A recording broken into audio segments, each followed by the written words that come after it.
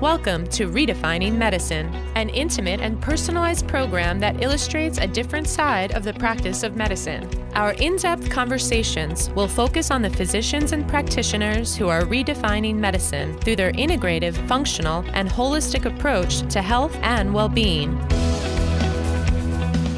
Welcome to our weekly podcast, Redefining Medicine.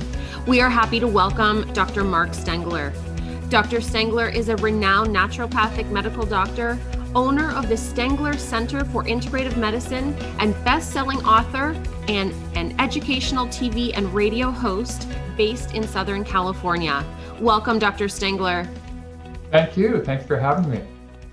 Great. Let's get started. Dr. Stengler, can you walk us through your career journey that led you where you are today? Sure.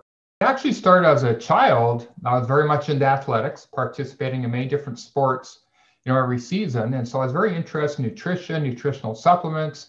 Remember, as a kid, I'd go down to the local health food store and spend my weekly allowance on trying different supplements and things like that. Then when I got older as a teenager, I was given repeated rounds of antibiotics for acne, which is a pretty standard treatment back then. And I developed irritable bowel syndrome, digestive problems. And this went on for quite a few years. And then through a friend of a family friend, he introduced me to a holistic doctor, started changing diet, using some supplements. I got better. And that kind of spurred my motivation to become a naturopathic doctor. So I've been in private practice 26 years, written several books on integrative medicine. And like you said, I practice in the San Diego area, actually with my wife, and as well as with an osteopathic doctor, a medical doctor. So we have a team there at our clinic. I like naturopathic medicine because it obviously has a big focus on nutrition, other natural therapies, which are quite diverse actually. So I've had study in herbal medicine, nutritional supplements, nutritional diets, intravenous nutrient therapy, chelation therapy, bioidentical hormone therapy, Chinese medicine. So a wide variety of natural therapies we can use with patients, but I like the fact we're also trained using lab tests, diagnostic techniques, imaging. So I like to use modern medicine to figure out what's going on with the patient at the root causes, and trying to focus on natural therapies whenever possible, but using, conventional medicine when we need to. Dr. Stengler, you recently published a book titled Healing the Prostate. What experiences motivated you to write a book on this topic? Well, there's a lot of men out there we know in America who deal with prostate issues. Benign prostatic hyperplasia, or BPH, is very common. So if you're 50 years of age, there's a 50% likelihood you're going to have an enlarged prostate. And so there's many men in America who have an enlarged prostate. And as a result, it affects their lifestyle. They have to frequent urination during the day, frequent urination at night, maybe prone to urinary tract infections, maybe pelvic pain. And so conventional medicine doesn't do very well with this condition, treating the root causes, which often are diet, weight related. There's been many well-studied natural treatments for it. Very, very many studies using herbal medicines actually to help alleviate the symptoms of BPH, as well as to actually reduce the inflammation of the prostate. So we have so many men that come in over the age of 50 who are having one degree or another issues with their prostate. And then throughout the years, I discovered if I treat naturally their tone of their bladder, smooth muscles of the bladder, which there have been some studies on certain herbal extracts, which I talk about in the book. So when I work on natural treatments for the prostate as well as for the bladder, we get even better results in helping men with this, these common issues of prostate enlargement and all the urination issues that they have. Your book addresses a condition known as BPH. Will you describe the condition, what causes it, and what are the available treatment options? Yeah, so the BPH, or benign prostatic hyperplasia, the enlarged prostate, has several main causes. The number one cause would be hormone imbalance. As men age, their testosterone levels drop. A metabolite known as DHT, or dihydrotestosterone, increases. And that stimulates prostate cell growth. As well, the hormone estrogen. As men get older and their testosterone drops, their estrogen levels tend to increase.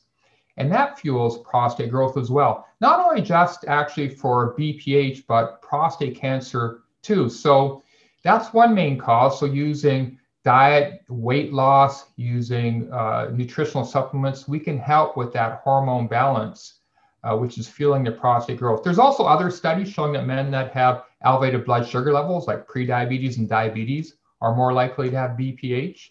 We know if you have nutritional deficiencies like vitamin D, you're more likely to have problems. And like I said, being overweight is a big factor too.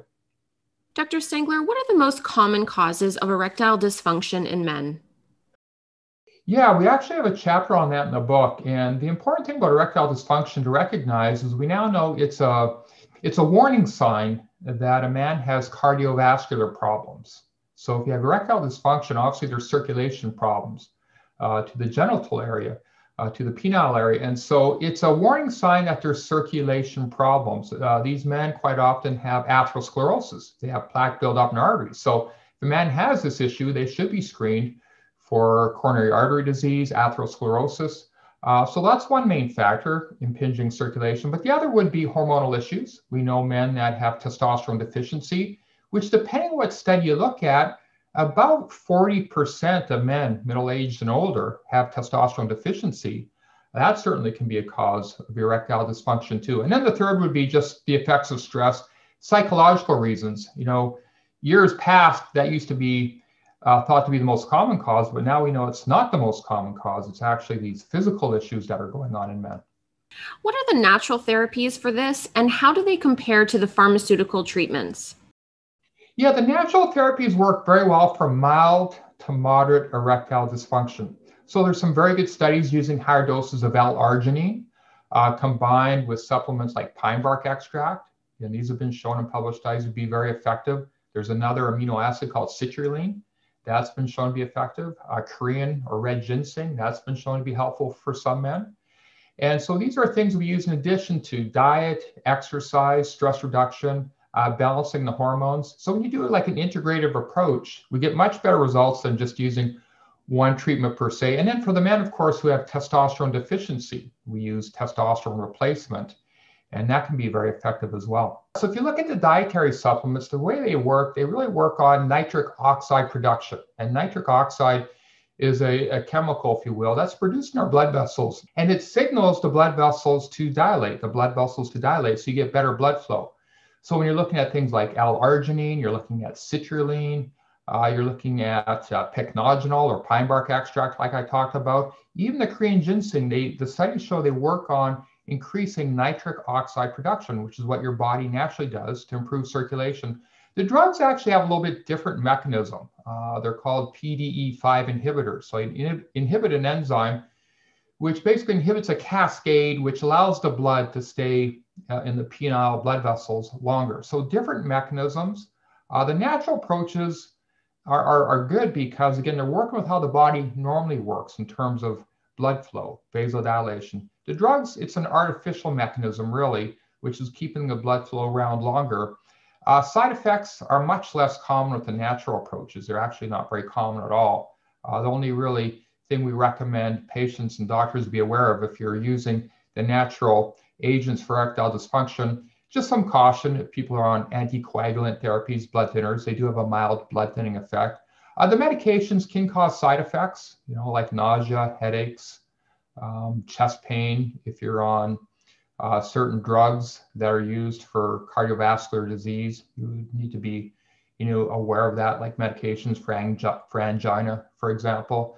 So again, the natural products work very well for mild to moderate erectile dysfunction. For patients more in the severe category, then we would still use the natural products to some degree, but we'd use the medications as well. Thank you. How do you see further research in lifestyle changes, particularly diet and exercise, affecting possible treatments for various diseases? Yes, I think, it's starting to be acknowledged in the medical world that diet and lifestyle changes help almost every chronic condition, many acute conditions as well. And so the research has been proving over the years that if we address the diet and lifestyle, we get much better results than just pharmaceutical treatment only, or just using nutritional supplements only. So this integrative approach addressing diet and lifestyle, which really is foundational. If you don't address that, you can still help patients, but not near to the degree that you would be able to otherwise. Again, if you're helping improve the diet, improving lifestyle, stress factors, detoxification, things like sleep. So really it's critical to addressing the real fundamental root causes of why people have health problems. How has the integrative approach to medicine in your career impacted your personal life? Yeah, it's been very rewarding. We find with most of our patients using the integrative medical approach is very successful. We use it for acute conditions, all the chronic conditions. So again, if a person is just receiving, let's say, just typical conventional care, surgery, pharmaceutical medications, they can obviously have some benefit. But when we use the integrative approaches, they allow us to treat the patients at the more root causes of why they have health problems: the diet, the stress, nutritional deficiencies, the hormone imbalances, the weight issues, the blood sugar issues. These are things which underlie most of the chronic health conditions. And so integrative medicine is excellent at identifying those issues, using the natural nutritional approaches whenever possible, but still leaving the room open to use, pharmaceuticals and other conventional medical means when necessary. The two can be integrated together, hence integrative medicine. Well, thank you so much for spending your time and expertise with us today, Dr. Stengler. We appreciate you. Thank you.